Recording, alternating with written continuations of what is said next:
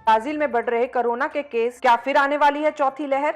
जी हाँ, आपने सही सुना है। आजकल आप सुन रहे होंगे कि चीन में फिर से कोरोना के केसेस बढ़ चुके हैं। तो उसी पे आज मैं आपको बताना चाहती हूँ कि दुनिया के कई हिस्सों में कोरोना वायरस के केस लगातार बढ़ते जा रहे हैं और क्या चीन ब्राजील में बढ़ रहे केस चौथी लहर की ओर संकेत दे रहे हैं। बढ़ने शुरू हो गए हैं कोरोना के केस में। बढ़ोतरी होने के साथ ही इसे चौथी लहर का संकेत माना जा रहा है। इसके अलावा कोरोना के नए वेरिएंट को लेकर भी खबरें आ रही है। कई रिपोर्ट्स में इन केस को ओमिक्रॉन का नया वेरिएंट बताया जा रहा है। चीन और ब्राजील में आ रही इन खबरों के बाद भारत में भी इसकी बात होने लगी है और लोगों को फिर से सतर्क होने के लिए कहा जा रहा है। तो अब सवाल है कि चीन और ब्राजील में आ रहे कोरोना के केस का भारत पर क्या असर हो सकता है। ऐसे में एक्सपर्ट के जरिए जानने की कोशिश करते हैं कि आखिर कोरोना के ये बढ़ते केस किस और इशारा कर रहे हैं। इसके बाद आप समझ पाएंगे कि आपको आने वाले वक्त में किस तरह से ध्यान रखने की जरूरत है। चीन के अलावा ब्राजील सहित दूसरे देशों में बढ़ रहे हैं केसों से क्या समझा जाए। इस पर नई दिल्ली के सफदरजंग अस्पताल के डॉक्टर अनूप कुमार का कहना है कि अभी तक जो घटनाक्रम रहा है, पहले जैसे चीन से फर्स्ट वेव की शुरुआत हुई, उसके बाद सेकंड वेव यूके और अमेरिका से शुरू हुई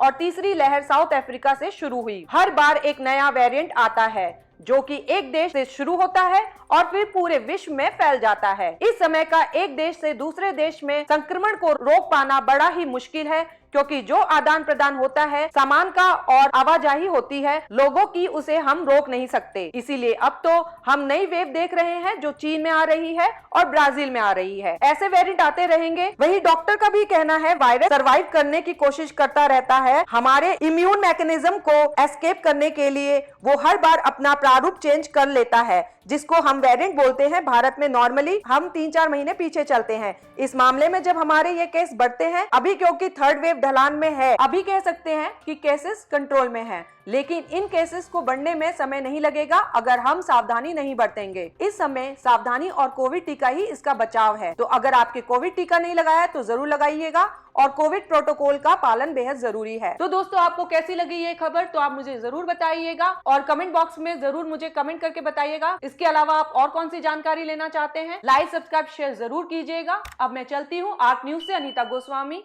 नमस्कार।